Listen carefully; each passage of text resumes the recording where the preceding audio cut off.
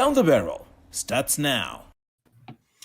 Good evening, Swally Sweet here with the CUSF. Welcome to the fall season of CUSF Down the Barrel. With me tonight is Michael Stone. We've got David and Travis joining us from Carlton University. Missing tonight is Dave, the president. He's sitting this one out, so I'll be doing sponsorship for him. So I'm going to do that right now. I'd like to thank Cabela's, the Cabela's Outdoor Fund. Whenever you round up your purchases at the Cabela's, that goes to their outdoor fund, which help pay for programs such as ours. Stittsville Shooting Ranges in Ontario, thank you very much for your patronage. Vortex Canada, Vortex Nation, they're a sponsor of ours, and I think they've given us some swag as well, haven't they, Michael? We gave away one of their guns, didn't we? Or what? One of their They gave us a scope for one of our webinars to give away. That's right. The first Rimfire rifle webinar we hosted. Yeah, I'm building up our sponsorship here. Next up is Beretta. We got some nice swag from them as well. Beretta, if you're watching, I've run out of hats. Please send more. And big announcement, Savage has come on as a sponsor as well.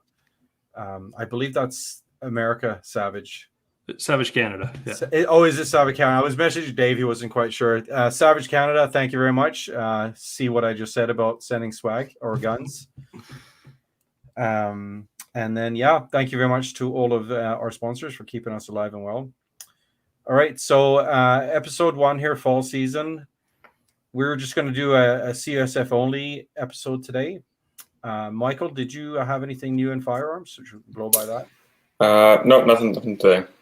Nothing today? Okay. Yeah, you were at the range recently. We met yesterday, first time in real life. Yes, Swally and I finally, after hours of speaking on this podcast, met in person, which is funny. I didn't actually recognize you. I know. Which was quite embarrassing. I didn't realize, I wasn't expecting you to be like physically large. Like, I'm not saying like you're fat. You can say fat.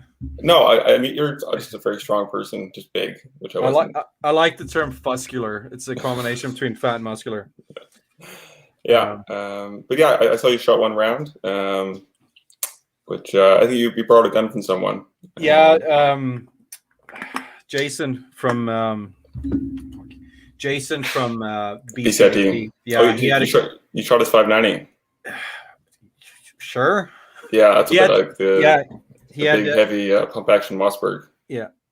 Yeah, I think it's a tank. Definitely not meant for clays. But, Fuck, I need a bottle opener. Sorry, I just made a big dent in my wife's chair. I borrowed his. I started off strongly. It was my first time shooting skeet and trap. Sorry. Fuck. Yeah. Dave's gonna hate me for that. Yeah, first time shooting trap. Went terrible. 7 out of 25. That's pretty normal. Yeah, so I could have probably saved a little bit of money there and just loaded like every second. I just could have said pull and they couldn't have sent anything and I could have just fired. Like the first time, I think I shot single digits too. I think, especially, it's really hard when you're borrowing somebody else's shotgun. That adds a whole extra layer of difficulty because you don't know how it patterns. Yeah. Like personally, I really like a high shooting gun, and if I shoot anything else, I'm terrible. So you just have to find what works for you. I had a fella behind me who's helping a little bit. Paul, he goes there to our range. Yeah. In Poco, and he was telling me like keep a barrel below it. Yeah. And always try and get it before it arcs and goes down because it falls a lot quicker than it rises. So he gave me some good tips that unfortunately didn't help. But they were good tips. I just weren't implementing them properly. Yeah. Yeah, it's hard to listen and do the same thing. Yeah. There's a guy at the range, and I don't know if you saw it, with a KS7 shooting trap, which is quite entertaining. It's like the Keltec bullpup shotgun. Had a red dot on it. Yeah, and I think it had maybe like a 12 or 14-inch barrel, but it's bullpup too. So it's like just the tiniest little package because it's just barrel and stock. That's it. I think he shot almost like 10 or 12. Very impressive. Really? Yeah, I didn't know shotguns came with bullpup. I guess there's no reason why they wouldn't. Yeah, it's really has almost no benefit. And they really recoil. The recoil is really harsh off a bullpup shotgun. Really? Something about, I think, like the action just being further back, and there's just nothing to absorb that force into your shoulder. Yeah, I guess. Well, I'm not going to quit my day job over that. but I might give it another try. Last time I shot shotgun was 10 or 11 years ago. I had to qualify on a shotgun for a job I was doing. Yeah. I should add that's correctional officer, not bank robbery. Hmm. But no, it was good fun. So yeah, I spoke to Jason as well. We should do that more. Yeah, I think potentially in another 2 weeks we might be out there again. So. All right, so let's move on to our guests, David, Travis. Travis, you've been on before. David, you're brand new. Yep. And why don't you guys remind us who you are? Travis, you go first. All right, I'm the CUSF programs director, so I'm in charge of all the fun events that we put on. We have a team of people working behind the scenes to get everything up and running, and we got a busy year scheduled, so it'll be a lot better than last year. That's for sure. Nice. I wrote down a bunch of stuff I'm going to ask you about in a minute here, Travis. So we'll definitely get back to the calendar. And David, who are you? Well, I'm the new president for CU Shotgun, so the Carlton Skeet team, and I'm really excited for the busy year because it's been pretty bad with COVID. Do you guys find there's a lot of backlog of events that people are trying to fit in now for New Year hits? Yeah. Honestly, though, the biggest issue is just Carlton. It's the biggest barrier of entry right now for us. How do you mean? It's been really slow with trying to just progress the club, get funding, because we're not actually like a Ravens competitive club. We're just a normal club, and we want to be like the hockey team and like all of those other teams. They're not accepting applications this year due to COVID. They weren't accepting them last year due to COVID. Fair enough. I got a quick question here from a viewer. I'm going to read it for the listeners. How much of your organization are competitive trap shooters? So we are called the Trap and Skeet team. We only shoot competitively for skeet. That being said, we aren't competitive trap shooters, but a lot of us are quite good at trap, except for our old president, Jordan. He struggles a little bit with trap, but everyone else is pretty solid at it. We just don't do it competitively. I've been pushing Dean to make sure that you guys sign up for the trap part of it as well. You can't just do the skeet league. You got to do the trap too. We do it. We do all of our events are mainly trap for new shooters, just because it's hard to book a skeet field, honestly. And it's trap's honestly a little easier for new people to get a hold of. It's just a bit more straightforward. Is there really that much animosity between trap and skeet? Yeah. Having never shot either, but talked to a lot of people who are high level shooters. Like we had a webinar for intro to shotguns, right? So we got Olympic level trap shooters and national level skeet shooters, Dean, and we had Emily Brown and Susan Nastras on, and they like to rib each other. It's pretty funny to see the dialogue back and forth. Both of them think that their discipline is superior. That's Dean. I had him on with David early on, I think, when we first started. Yeah, he's very particular. He's a very particular individual. He's the coach for the Carlton. Yeah, he is our coach. Team. So we don't have a trap coach or anything like that. So once in a while we'll shoot some trap, but for the most part it's just skeet because that's our coach is skeet pro, and I think most of our group actually just like skeet more. Yeah, fair enough. I've got another question here. I'm going to read it as well for the listeners, and maybe you guys can translate what the hell this person's saying. I'd like to join maybe sometime as a member of UFC FA. I'm an RO with them. Oh, range officer. All right. So UFC, Calgary. Yeah, they have a pretty big club. Brad is the guy to talk to about clubs, and I'm not sure who the president is there, but their club is active and it's pretty large. You can follow them. I think they have a Facebook page that you can follow them on if you're looking to get involved. David is Dave, the president. He's down in Calgary. He can probably hook up.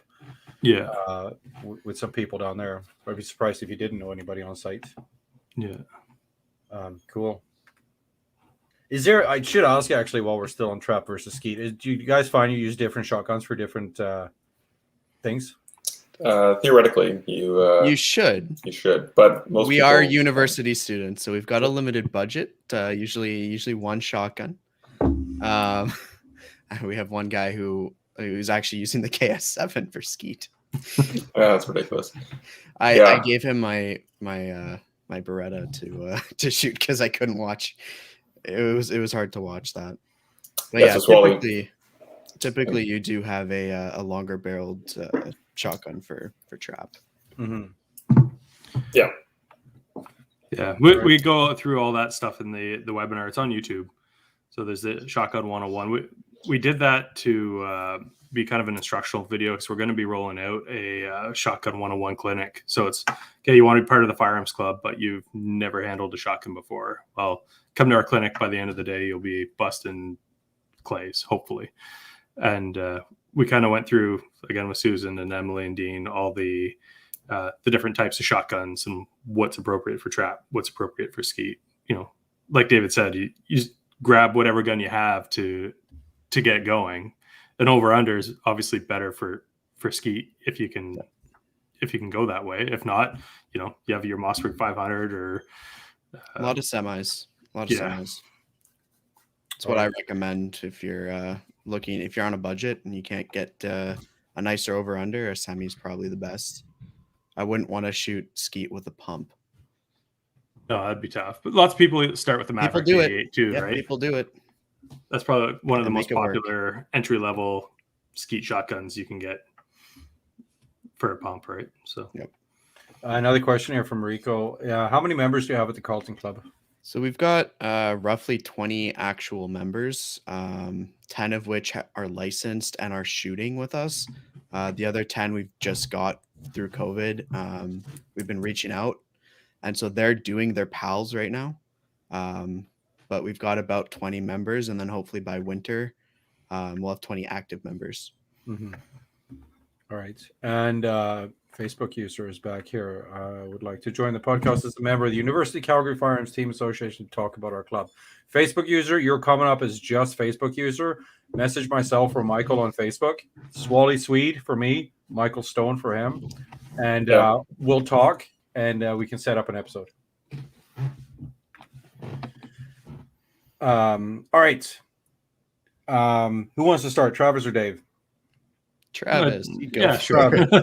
No, you do it. Okay, yeah. I'll follow your lead. So, yeah, I've got on my list here. We got the league trap and skeet. We kind of touched a little bit about that. We can start with that. So this year, we're doing things a little differently. Previously, we've just done kind of a fall tournament and a spring tournament. This year, we wanted to get a league going. So what we're doing is once a month, students will shoot a round of trap or skeet and submit their scores. That is going to be tracked. We're doing September, October, November, January, February, March. So you're going to have 6 opportunities to shoot. Your best 4 scores are going to count, and hopefully we'll have a league champion come April for skeet and trap. We're going to have also our fall classic tournament. So that's going to be in October. Most of the league events you can shoot anytime during the month. It's just your score has to be emailed to us before the end of the month type thing. But for October, it's going to be the first 2 weeks of the month, because that's your league score is going to double as our fall classic tournament score. So you're kind of shooting both at the same time. It's a standalone event, but if it's one of your best scores, it's going to count towards your league score. And really what we want to focus on is getting people out shooting regularly, seeing how they do and if they can improve their scores as they go. Hopefully, right? Yeah, 7 out of 25, room for improvement there. Yeah. So that's the Trap and Skeet League. You mentioned fall classic. What is that? So that's the tournament in October. So for shotgun, we're gonna have a skeet division and a trap division. Again, we're hoping that we're gonna do both. Choose to do both. Yeah.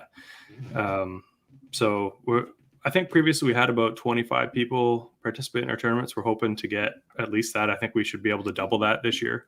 Mm-hmm. I'm being ambitious. We're going to have some sweet prizes to give away too. They're all going to be based on participation. So like say you shoot September, October, November, we're going to have a draw in December type thing for our new sponsor gave us some Savage gave us some Stevens over under shotguns. So yeah. So, like if you participate September, October, November, that's 3 entries to win a Stevens. So, we're trying to figure out what that carrot is to dangle in front of you guys to get you out shooting. We're going to have some prize like that for the October Fall Classic tournament. We're also going to have the national tournament in April. So it's a cumulative event for the year. All the league scores are going to be out of 50. So it's 2 rounds. The national tournament is going to be out of 100. So you're going to have 4 rounds of trapper skeet. And we're really leaning heavy on our shotgun program this year. We're very excited to get that rolling. It's in the logo right there. Yeah, there you go. So the other things that we're running in programs, we also have a Rimfire Rifle League. So that's in partnership with the Outlaw Rimfire Precision Series. They run monthly courses of fire at ranges all across Canada, and we're able to get a CUSF division set up. So again, it's going to be September, October, November, January, February, March courses of fire. And that one's going to go based off your average hit percentage from your best 4 events out of 6. And kind of same thing, we got some Savage B-22 precision rifles to give away as prizes for people who participate. And the infrastructure is there. So it's a matter of getting people to the ranges closest to them and making them aware that this exists. So, we need to push that out. It's an incredibly cheap shot. I shoot exclusively 22 right now, and it's the way to go for a university student as well. Absolutely. You can get I saw Cabela's had a 1022 on sale this weekend, $300. That's not bad for a 1020. It's basic. Yeah. You throw a Vortex scope on it for a couple $100 and you're ready to shoot. You don't really need anything else. The Outlaw precision tournaments are 100 meters. So you shoot at 25, 50, 75, and 100 yards, I think. So you're fairly close distance. You can get set up pretty quick and pretty cheap to do that. And that's like you said, it's positional shooting. The obstacles are pretty standard. I think it's like a ladder, a sawhorse, oil drum or milk crates, oil drum. Milk crates. That's right. Yeah. So there's lots of information on it online, and we're hoping to get people more interested in that because again, it's cheap. It's readily available and it's kind of going across Canada. And it's a copy paste event. You can, like you were saying, just set it up anywhere really. Yeah, you just it's like a standard format. Is what I'm trying to say. Like it's a very standard format for the Outlaw thing. Yeah, it's the same 5 or 6 barricades every month, and you can get a steel set, and it's going to use. I think Gong Joe has a steel set for a couple $100 that they use as a standard steel set. And there are ranges all over Canada. It's all done through Practice Score. So you just make a Practice Score account and look to see where there's events nearby. We have some people reaching out to see if the events that are currently running will be open to our students. So we're doing some work behind the scenes to get that out, and we'll be in touch with the executives soon enough of all the clubs. Cool. We should try and get something like that out here, Michael. Yeah, definitely. With the amount of people we had doing shotgun on Sunday, or you guys had, I just fucking showed up at the end. What was that? Like 2,000, 3,000 people? About 30 people. Yeah. Okay. Yeah. So keep those same people and just drag them into 22 range. Yeah. I mean, unfortunately, the difference is that shotgun is definitely more beginner friendly. You can kind of hand anybody a shotgun and say, "There's a target, shoot at it." There's a lot more instruction that's required for sort of precision rimfire shooting. Well, they're looking by some of the kit that some of those boys had on them, and lady, because I think I saw one of those as well. There's one. Yeah. Some of them, I think they probably could handle themselves on a 22 range as well. Oh, definitely. Yeah. It's a lot more organizing, which I'm interested in. But I think the big challenge is finding a range near the Lower Mainland that's willing to host that. Yeah, fair enough. Yeah, we're going to be working in that area because we have a couple clubs that are active in that area, trying to get something set up near you guys. Yeah, that'd be great. Yeah. Well, there's definitely a lot of shooters here. Was that you that told me, or Jason that told me that range, Port Coquitlam district? What is it? Port Coquitlam district hunting and fishing. Yeah, 4,000 or 5,000 members. it's gone down a little bit since COVID, but yeah, it's in the I want to say the 3,000 to 4,000 range, perhaps. But yeah, again, like most of those people come a couple times a year, but no, it's definitely one of the bigger clubs in the area, and actually one of the only clubs that does not have a cap on members. So it's just totally free. Anybody can just sign up. Because I've heard Abbotsford is like the mecca of ranges down here, but they've been full for a while. Like there's a long quite the waiting list. Well, I mean, it is what it is. If they can make money on a capped membership, then the people who do pay for it, they get a lot more time out there. It's true. Yeah. Cool. Rimfire. Did you want to talk about Maple Seed as well a little bit, Travis? Yeah, sure. So we established a partnership with Project Maple Seed last year. They do rifle fundamentals and generally using a 22. They offer courses all over Canada, and it's mastering the fundamentals of marksmanship using a sling, essentially. So they've partnered with us. We have an event in Stittsville this year, October 30th. I think that one's sold out. And another one out at Crumlin in London on October 3rd. So that one, I think there's still spots available. But right now, for the guys who signed up before the deadline, we were funding the course 100%. So we're helping students get out shooting. And I did the course last year with the Carlton guys. And I mean, you learn so much. It's super helpful if you're into rifle shooting whatsoever. Doesn't matter how much experience you have, you'll learn something. And they're going to be doing, I think their Western tour coming up soon. So they're going to be offering events across the country, I think this fall. So if there's one near you that's not a CUSF specific event, we can help out with some of the registration costs if you're a CUSF student member. And the partnership with them is fantastic. And what is it? What is a typical Project Maple Seed event? It's a two-day thing, right? It's a 1 day. It's a 1 day. Okay. Yeah. And what typically happens? 25 meters. You go, and they'll focus on the 5 basic fundamental marksmanship skills, like sight picture, sight alignment. Teaching you standing, sitting, and prone positions. Then at the end, you do kind of a test. You shoot a scored target to see if you get your rifleman badge. So that's, I think, for the, usually about 25% of the shooters can qualify for the rifleman's badge. And it's a full day, that's for sure. And the next day you're pretty sore. You're getting into some pretty awkward positions. So Advil's probably a good idea. And, but yeah, it's a lot of fun. And what's required? Money? Well, for the guys who signed up already, we got that covered. Usually it's around $100, give or take, for the day. Show up with your rifle and reliable rifle PAL, rifle, ammo. 22 ammo, and you're good to go. They do have some loaners that, if you don't have a rifle, they have 1 or 2 that they can lend out. Is that PAL required? It's not. So you're supervised by PAL holders. So we had, I think, 2 people last year from the Carlton team who didn't have their PALs yet. So yet.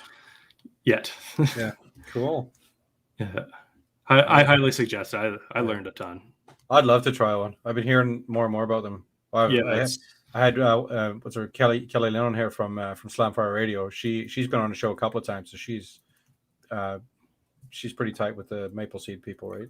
Well, yeah, she's one of the founders. Yeah, there we go. Yeah, she runs the Ontario section, and she's great to work with. She's my primary contact that I use to set up courses and stuff like that. So their website's mapleseedrifleman.com. You can see all their events on there, everything about it. I think they have a couple YouTube tutorials too, saying, if you want to attend our events, this is kind of what you need. Cool. Yeah. Here's a quick question on Maple Seed here. Do you have to bring a 22? I don't think you have to. One guy was shooting it last year with a 223. I think 22 is encouraged. I don't know if they've changed the rule since then to mandate 22, but you don't need anything more than a 22. You're only shooting 25 meters. Mm-hmm. Fair enough. All right. Anything else, Travis? I don't think so. I think that's pretty much it for programs for this year. I mean, we're always looking for student feedback on the programs because, there's no point designing a program that students aren't interested in. So we're always looking for feedback, and some other things that we're going to have coming up. I think we're going to be looking at doing a speed steel challenge. So you can shoot anything. Mm-hmm. And I saw that on the Discord server yesterday. Yeah, we formed a partnership with Silvercore out of BC, close to you guys. And Travis being on the show, great guy. Yeah, absolutely. He's super supportive of what we're doing and willing to help us out. So we're going to be working with him to try and offer a postal tournament for speed steel, probably in the summer of 2022. So that's one of the longer term things. We're also going to be working with them to do online range safety officer training for all the club executives. So we'll have some CUSF RSO training coming up, and those are kind of a little bit further down the line. But we really want to, that'd be good, because then we can more independently organize our own events.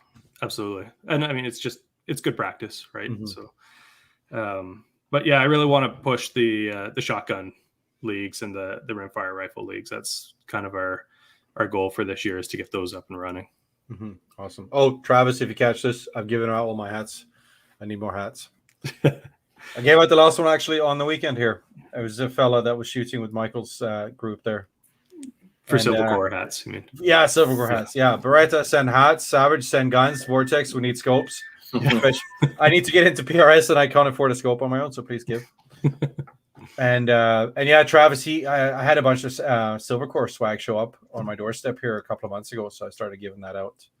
Handed out a bunch of stickers on Sunday, and one fella there, I asked who's done their thing through Silvercore, and one of the fellas put his hands up, so he got a big grin with his hat. Nice. Yeah, they have a pretty big audience, and they're That's who I got my pal from. Yeah, they're fantastic, and they're always willing to help out. To help us out. So 2 or 3 episodes, I think, that's when I had Travis on, and he was really, really nice to talk to. Absolutely. His podcast is really good too. The Silvercore podcast. It's excellent. He showed the setup he has there on site. His little room where he records. Fuck, I need one of those. Anyway, I gotta pull out a couch and a cat tree. He's got like a little recording studio going on. Nice. All right. David, PAL courses out at Carlton. What's happening out there? Yeah, so one thing that I thought would be a great idea this year, especially with COVID putting a pause on a bunch of PAL courses, I thought it'd be great to kind of see how many Carlton students would actually be interested in getting a PAL, and then seeing if we could actually do anything about it. And we were expecting to hear maybe, like, we sent out a Google form, we posted on our Reddit, we posted it on the Carlton Discord, a bunch of places. What's the Reddit? It's the Carleton University Reddit. Okay. Because we've got a lot of people active there and a lot of people active on the Discord. So best spot would be there. And we posted it. We expected maybe 20 responses. I think we're at about 90 people saying, yeah, I'd like to take the PAL. I'd like to take the RPAL. I'd take both. So we collected their emails, and we've been working with some instructors in Ottawa to actually do some courses with them. And we've had, I think, 3 courses so far, where it was at least a majority of Carleton students taking the course. So we've just been kind of slowly working on that and trying to get as many courses as we can. Are you guys running courses in Ontario? I'm not sure what you guys' restrictions are. I'm in BC. Yep, we're doing. You guys are running. Okay. They're just crazy backlog because a lot of the courses being run today are courses that were planned a year ago or no doubt, whenever they could have opened. But yeah, so that's something that if you're a club, if you're running the club or something like that, that's something you should be organizing. Try to make it as easy as possible for future PAL holders to get their course, because right now it's a lot of work to navigate. So if you can make it easy for them, goes a long way. And it benefits your club because we're now getting new members who have licenses or are in the process. So it grows your club and it grows the community, and it helps out your fellow students. So definitely something to do. Yeah, that's something that we're really pushing as well. We're trying to get students to get their PALs, right? That's our main goal. Get more people shooting. You start by doing your PAL. So we're providing funding for that as well for some of the students to get their PALs. We have to work out some of the final details, but there's going to be some funding coming your way for students who take their PAL courses. And we need to lower that barrier of entry, right? Yeah. I was going to say, make sure they do their paperwork properly, send that in, because a common question on some of the Facebook groups is I applied for blah, blah, blah. How long is the wait now? How long is the wait now? It keeps coming up, that same question, and people don't know, but I guess it varies a lot between region. Yeah, Ontario right now, RCMP are saying 4 months, but from what I've been reading on various forums, it's about 2. Okay, give that's or not take. bad actually. So it's not bad at all. Mm-hmm. But I mean, you might be someone who ends up waiting 4 months, and then sucks to be you, but you're gonna get it. I think I was 2 or 3 months when I did mine. I was 28 days, right on the money. It was great. And I think we lost someone. By Swally. Lost Travis there. Oh, no, Travis is here. We lost Swally. Oh, sorry. We lost Swally. No. Okay. Okay. Well, nice feature of this StreamYard is that if the host leaves, it still goes. We are still live without our primary host.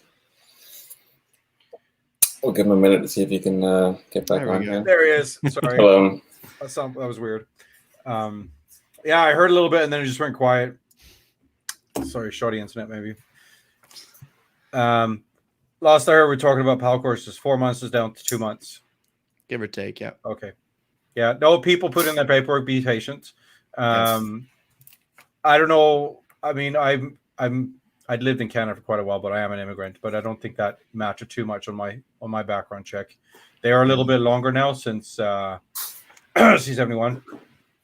But is there anything else people can do just to make sure they can expedite their applications? Yeah, get your picture taken and get all that done so that when you get your mail for your exam certification thing or whatever it is they send you, you can send your course and all of your paperwork right away.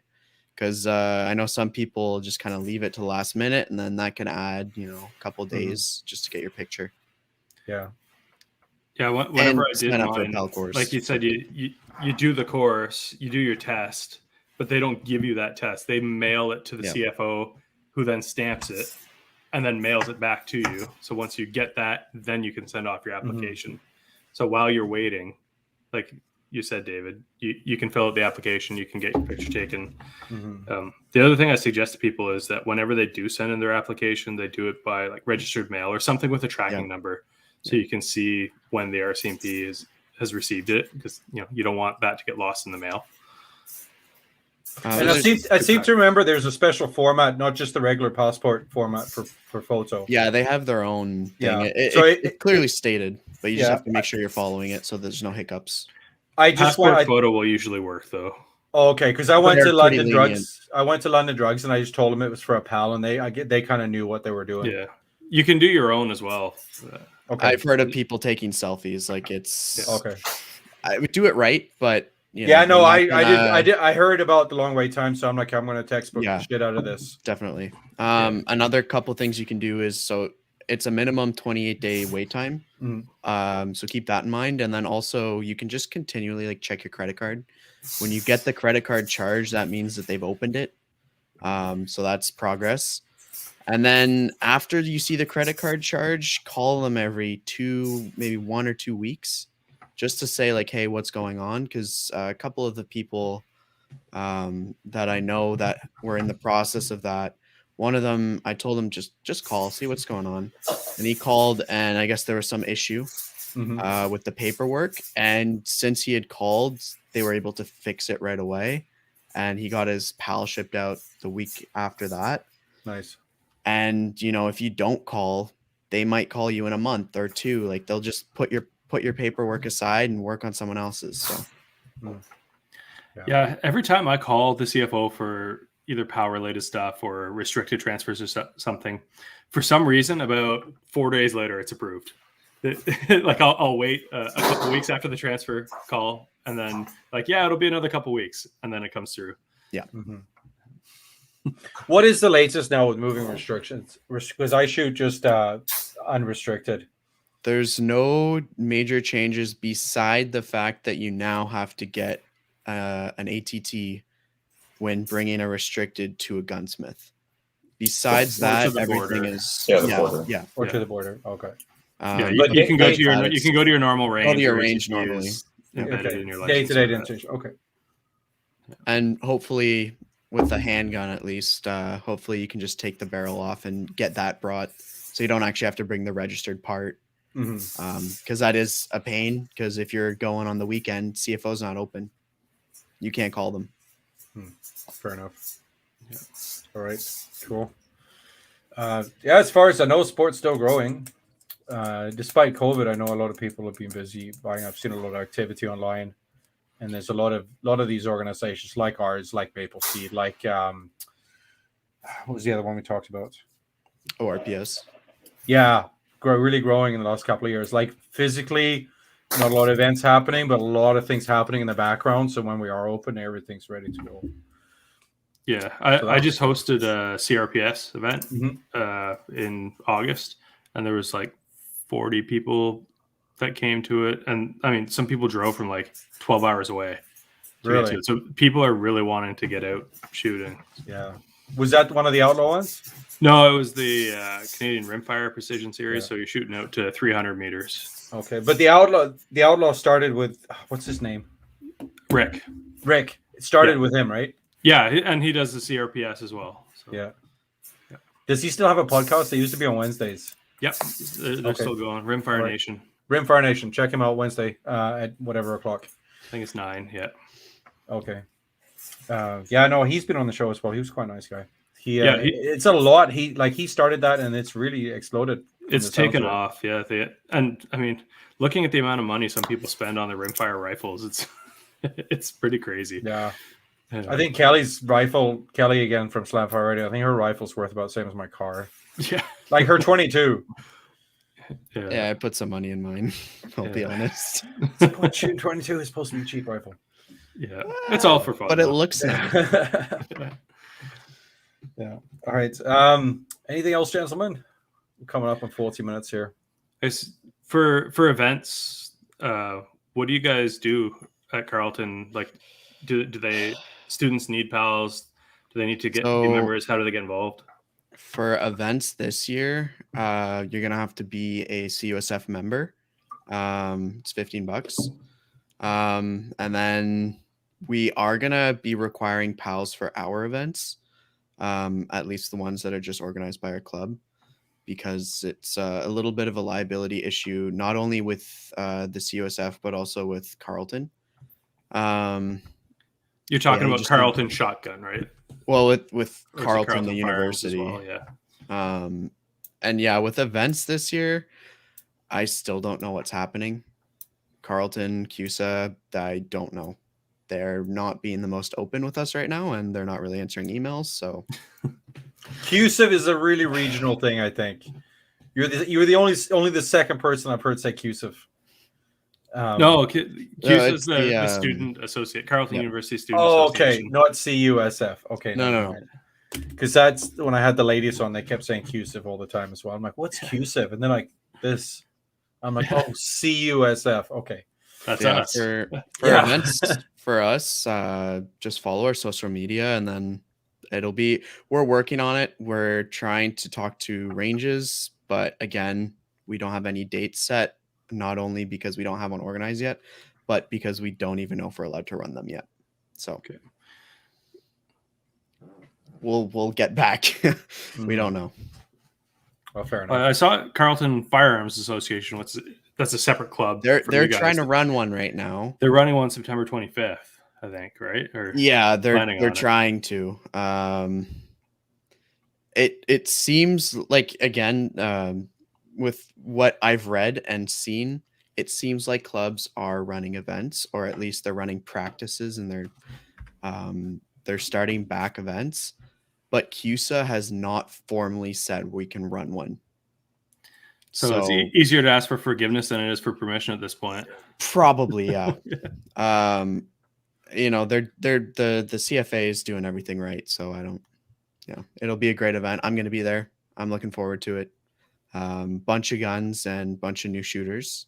Hopefully, get more people interested. And no PAL required for that, though, right? No PAL required for that one, yeah.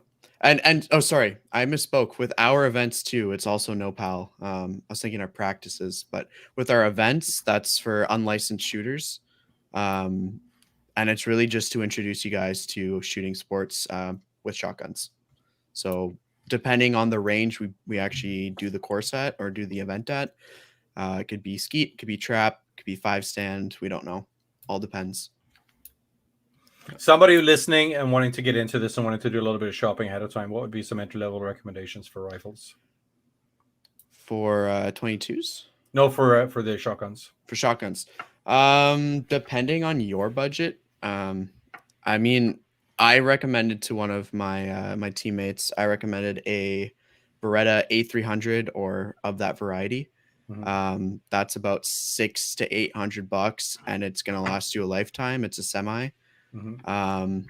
That would be my recommendation. I mean, you can buy whatever you want at the end of the day. You can buy a cheap shotgun. I'm not the kind of person to recommend a cheap shotgun. What did you I like start things that work. I started with a Beretta 686 Silver Pigeon. I still have it and I still use it. That's entry level to competition. Pretty nice gun. It's an expensive gun. It's going to run you like 1.8K used, and I recommend you buy everything used. Honestly, was that a hand-me-down or did you buy it new? Yep. No, okay. If I bought it new, I wouldn't be able to afford it. It's like 25 or more. Yeah, plus tax. It's crazy. But yeah, like an A300 Beretta lasts you a lifetime. It's a semi. It's gonna work. It's a great gun. Looks good too. If you're looking at a cheaper over under, I've seen some Satoris, some Browning Satoris. I have the Synergy. The Synergy I think the Satori isn't actually much cheaper than the Beretta Pigeon. It depends. So with the Satori, I've seen a lot of fixed choke models that are around 1.3 thousand. Yeah, and they're cheaper but they're fixed chokes, so that's something you have to keep in mind. And you have to find the right one because you see a lot of fulls, and you're not going to use that for skeet. But today I saw a modified over IC, so that could be used for skeet and trap as well. $1.3 grand. Yeah, even for trap. Yeah, and I mean, at the end of the day, you could spend however much it costs to get a gunsmith to Dremel it, but it's probably not worth it at that point. So especially if you're new, it's definitely a case of diminishing returns. I mean, I wouldn't spend more than $1,000 in your first gun. That fits perfectly with our sponsor, Savage, right? Their Stevens 555 shotguns retail for suggested price $905. You got an over under with it has everything you need. Everything you need. But I think the most important thing is get a gun that fits you. Yes. Right. Don't go get a Beretta because we say get a Beretta, or a Savage because we say get a Savage. You should talk to somebody who knows what they're talking about. Get out to the range days and try different guns and make sure that they fit you properly. And again, if you check out the Shotgun 101 webinar that we did on our YouTube channel, we did a whole segment on how do you fit the gun properly. Now, I know Dean might get mad at me for saying this because he's all about fit of a gun over the actual gun. But at the end of the day, if it's your first gun, get what you want, get what you can afford. It's your first gun. It doesn't matter. Some people care a lot more about buying something that they know that they'll be using for the rest of their life. But it's the first gun. You can make a mistake. You're going to buy many more. Yeah. And you'll learn from what you do and don't like, because if you're a new shooter, you might not know what necessarily you're looking for and what fit feels good. I mean, there's some that might, not hurt when you shoot it. But that's about all you'll be able to say because you just don't have the knowledge or the experience. So at the end of the day, if it's your first gun, do your research, but you probably can't go wrong with really anything you look at. That's where I said, get out to the practices or the range days and try the different guns and talk to somebody who knows what a proper shotgun should feel like if you're a new shooter, because it might feel good to you, but maybe, the the comb is too high and you're not getting the hits that maybe you should. Yep. Because if you got a different model of gun, maybe it would fit you a little bit better. Yep. And that's one thing about people in this community is they love talking about their guns. So if you see something fun at a range, see who's been handling it and go over and talk to them and say, "Hey, what's that?" And they'll talk your ear off and tell you about that rifle. And another thing with fit too, Dean helped me actually when I first started with the club. There's fit, so there's you being able to comfortably hold the gun, but then there's also shooting it. So if you get an opportunity to actually shoot the gun, it's really important that you know how to hold it, because if you don't know how to hold it, you might be bruising your cheek, and then you're going to say, "Oh, I don't like this gun," but it's not the gun that's necessarily the problem, it might be you. So actually knowing how to shoot it can really make a big difference. Yeah, that's where we're hoping to have our Shotgun 101 clinic rolled out. Hopefully this fall. It might be kind of winter, but we'll have to see. We're just putting the final details on the curriculum for it. But again, it's really important to get that proper training, whether it's shotgun or rifle, because it's really easy to develop bad habits and it's really hard to undo them. Mm-hmm. So it's worthwhile to, like you said, hang out at the range, and there's a million people who are willing to help or get involved with the student clubs. That they'll take you out, and they usually have a coach who can help. We have a coach. Well, right? Yeah. We've got that webinar episode on the YouTube channel, correct? Yeah. So we got Shotgun 101 and we got Rimfire Rifle 101. We talked about fit and sling use on that one too.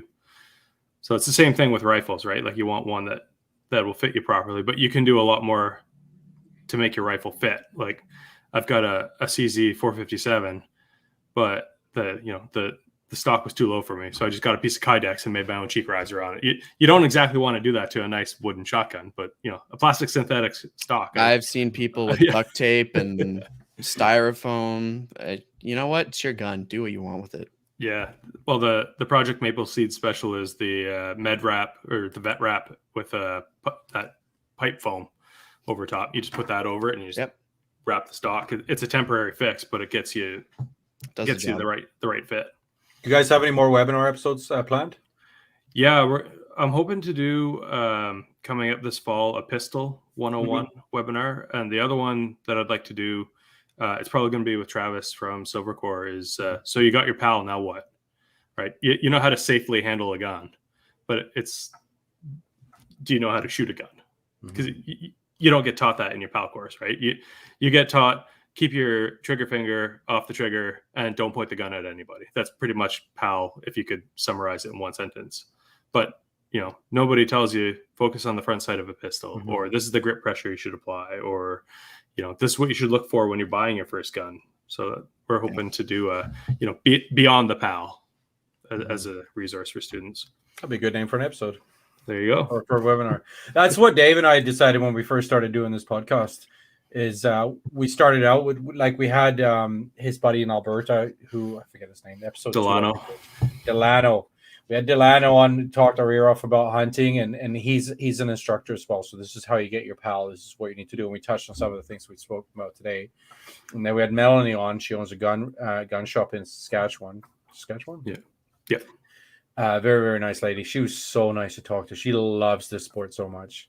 Oh yeah. Episode 3, I think, and I think episode 4 is when we had shotguns, and then we went into rifles and handguns and stuff. Just like as a 1, 2, 3, 4, 5 episodes of now what. Yeah. So the webinars are designed to take a little bit of a deeper dive into, like, the podcast. You can cover so much, but the webinars we're not broadcasting to YouTube. We're doing them live. It's more of a how-to. Yeah, I mean, we're having firearms handling on the webinar itself because we're doing it through a third party that allows us to do that. And, we get the professionals to show us, like we said, we had Kelly on to show you how to put your sling on. We have, Dean showing you how to properly mount a shotgun on these webinars. So it's a 2-hour format, and we're trying to get into some of the finer details. You're still limited on what you can do, but, we're trying to concentrate on a topic and get people some practical knowledge. Any date on when that would be coming out? To be determined. TBD. I've been busy trying to set up all the leagues and stuff. That's taken up all my time now. I'm starting to get a little hole in my schedule. So I'm hoping to have one maybe October. We'll see. Either October or November. Schedule. That reminds me. I was going to ask earlier. We've got a new website now. Still same CUSF.ca. But we've got somebody revamping it for us. Do we have an event calendar on there? Yeah. So whenever you log into the website, I think you go down, if you go to the menu and programs, you can log in at the bottom, and then it will show you the event calendar. So we have it set up so there's a reminder, hand in your shotgun scores by the end of this month. This is when we're doing the maple seeds. We've put all of the information for the leagues on there. There's some permissions issues we're working through to get the rules and the score sheets downloadable for the public. So that should be fixed in the next day or two. All the scores are going to be tracked online through the website. That's accessible right now. It's just a link to Google Drive. And we're hoping to have the rest of the stuff up by the end of the week. But the CUSF website is where you can find all our stuff. And I'm going to be emailing out all of the PDFs of the scores and the rules to all the club presidents that I have on our email tonight. Nice. So David can get shooting and put some scores in. Yeah, and they'll be able to look up historic scores of different events as well, right? Yeah, we're going to have the scores for each month, your best 4 scores, rank. All that is going to be available online. Awesome. Yeah, no, I was involved in Highland Games a couple of years ago, and there's a website that tracks all the events through basically North America, and you can look up whatever event you were at or another event that somebody else was at. You can look up the athlete and what scores they got for whatever events. Yeah, that's essentially practice score for Steel Challenge and IPSC and ORPS stuff. So to participate in the Rimfire Precision League, you have to set up a practice score account because everything is tracked through that. Okay. Cool. All right. Oh, I know you were asking for kind of events and things that students would be interested in. One of the students today mentioned something related to handguns. So if possibly some point you guys could set up something like intro to IPSC or IDPA or Steel Challenge, just literally anything about pistols and handguns and knowledge and all of that stuff.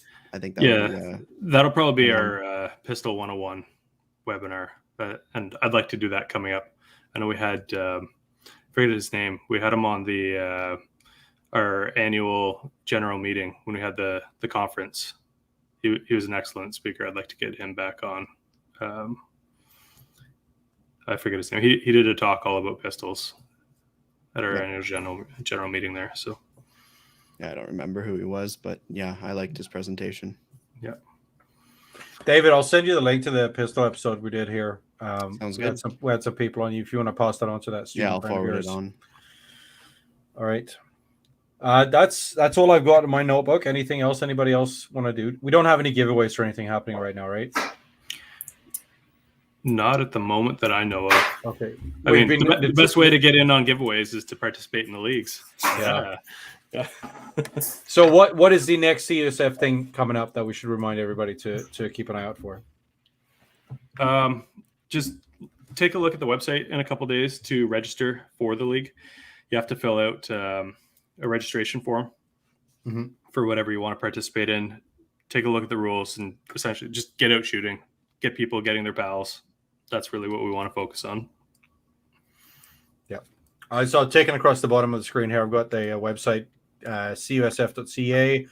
On Instagram, Canadian University Shooting Federation, and also the CUSF Women. They've got their own group. On Facebook, Canadian University Shooting Federation, and on wherever you listen to your favorite podcasts, Down the Barrel with the CUSF, and we're also on YouTube, Down the Barrel with the CUSF. Yeah, Rahina is working on something for the women's program as well. I'm touching base with her, and they're meeting to discuss events coming up. So stay tuned for that as well. Awesome. Lots down the pipe, so to speak. Absolutely. Pun intended. All right. Anything else, gentlemen? Otherwise, I'll do sponsors again, and we can sign off. All good. I think that's it. Yeah, nothing from me. Okay, so I will. Getting lots of messages here. It's been a busy first episode. All right, so again, thanks very much, David and Travis and Michael Stone, for joining me at the CUSF Down the Barrel. Quick shout out to our sponsors again, Cabela's and their outdoor fun. Please round up when you buy your goods at Cabela's. Thank you very much to Stitchfield Shooting Ranges in Ontario. Thank you for helping us out with our events. Vortex Nation, thank you very much for your patronage and for sending us swag and prizes. Beretta, same thing. Thank you very much for sponsoring and all the swag. Please send more. And Savage, welcome aboard. Thank you very much for all the cool stuff you guys have sent us, and hopefully we'll keep sending us. That's it for Swally Swede and Down the Barrel with CSF. Have a good night. See you. See you guys. See ya.